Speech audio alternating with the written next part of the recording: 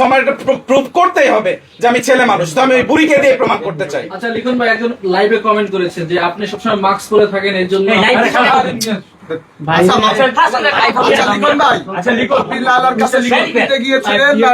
সুযোগ দেয় নাই, এখন আপনি মোহনার পাশে দাঁড়িয়েছেন সুযোগ নেওয়ার জন্য, এটা কতটুকু সত্য? কেন একজন ভাই তার বোনের কাছে কি সুযোগ নিবে আমি বুঝলাম না। এটা মামুনের মা বলেছে, আপনি দেখেছেন তো ভিডিও। বুড়ি ওই রক্ষিতা বুড়ি কি বললো সেটা নিয়ে তো আমাদের মতো এডুকেটেড পারসন ওই বুড়ির মতো বললে তো চলবে না। বুড়ির কথার তো কোনো ভিত্তি নাই। বুড়ি একবার পাঠা বলে, একবার হিজড়া বলে, একবার থার্ড জেন্ডার বলে, একবার পুরুষ বলে, ওর ব্যাকগ্রাউন্ড তো দেখতেই হবে। শোনেন, ওই বুড়ি যেদিন লাইলার বাসায় আসছিল সেদিন চটের ব্যাগ, বোঝেন, চটের ব্যাগে কাপড় নিয়ে আসছিল। হ্যাঁ, ওই বুড়ি আমাদের সামনে এসে কথা বলতে পারবে না। বুড়ি ওই বলছেন আমার বিরুদ্ধে মামলা দিবে, ওই বুড়ি আমার বিরুদ্ধে যদি 50টাও মামলা দেয়, বুড়ির এগেনস্টে আমি এই কথাগুলোই বলবো। চটের ব্যাগে কাপড় নিয়ে এসে বুড়ি চটের ব্যাগের মধ্যে ওই ছেলের অসুস্থ হলে কাঁঠাল নিয়ে আসে। বুড়ি একটা ভালো ফল কেনারও টাকা নাই, ফকির নিয়ে আবার আমাকে বলে আমি এক সিরা প্যান্ট পরি। আমার ওই রকম 3টা প্যান্ট আছে, আমি হাফ প্যান্ট পরে আমার একটা ইউজড হয়ে গেছে, দ্যাটস ওয়াই আমি হাফ প্যান্ট পরে আমি তো লাইভে বুড়িকে আমার হাফ প্যান্ট বা টি শার্ট কতগুলো আপনারা আমার টিকটক বা আমার ফেসবুক আইডি স্ক্রল করলেই দেখতে পারবেন। বুড়ি বলছে আমার কাপড় নাই, আমার কিছু নাই। ওর ছেলের মতো ফকির নি নাকি? ওই বাসায় কাজের মেয়েরা থাকলে একটু পর লাইট ফ্যান বন্ধ করে দেয়, কারেন্ট বিল দিতে পারে না। কারেন্ট বিল দেওয়ার টাকা যাদের নেই সেই বুড়ি আমাকে ছেলের সঙ্গে আপনার কিভাবে বন্ধুত্ব হয়? তাহলে কি আপনিও ফকিন্নির না? সেই ফকিন্নির ছেলের সাথে বন্ধুত্ব হয়েছে কারণ ফকিন্নির ছেলেকে কালচার দেওয়ার জন্য, আমি ভালো বানানোর জন্য নিয়ে আসছি। এবং সেভারেল টাইম লাইলার সাথে যখন গন্ডগোল হয়েছে তখন মিলায় দেওয়ারও চেষ্টা করেছি। এবং আমি মোহনাকে বলেছি, আপু তুমি যদি চাও আমি পার্সোনালি মামুনের সাথে কথা বলে তোমাকে প্যাচ আপ করে দিব। সেই ফকিন্নিকে বিয়ে করতে চান কেন? উত্তর লেজ কখনো সোজা হয় না, ঢেকি স্বর্গে গেলেও ধান ভাঙে।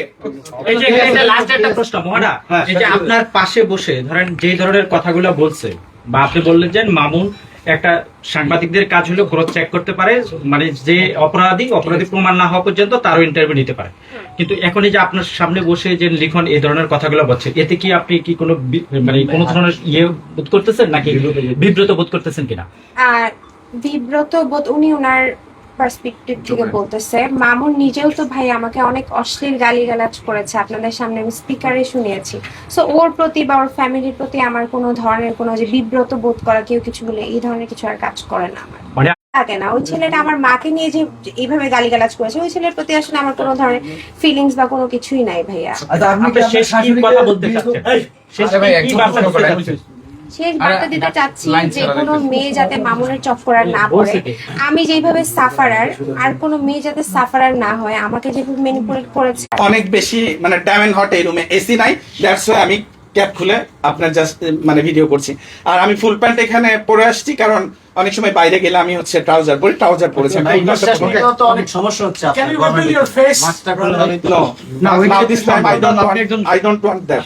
আচ্ছা, মোহনাকে আবারও কি শুরু করবে কিনা নতুন করে মামুনকে ছাড়া?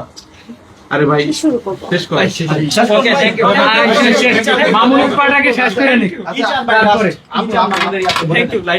আমি যেটা চাই সেটা হচ্ছে যে মামুনের মা আমার এগেনস্টে যে কথাগুলো বলেছে, বা মামুন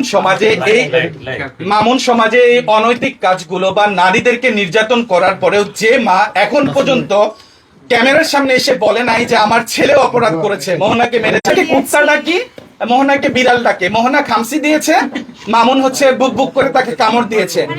উনি পশুর সাথে তার ছেলের বউকে তুলনা করছে এবং বলতেছে আমার ছেলে ফকিন্নি বিয়ে করলেও, আমার ছেলে কুৎসিত বিয়ে করলেও মোহনা কতটুকু সুন্দর। হয়তো ওর ক্যামেরা ফেস আমার মতো, ক্যামেরাতে আমরা সুন্দর না, রিয়েল লাইফে তো মোহনা যথেষ্ট পরিমাণ সুন্দর।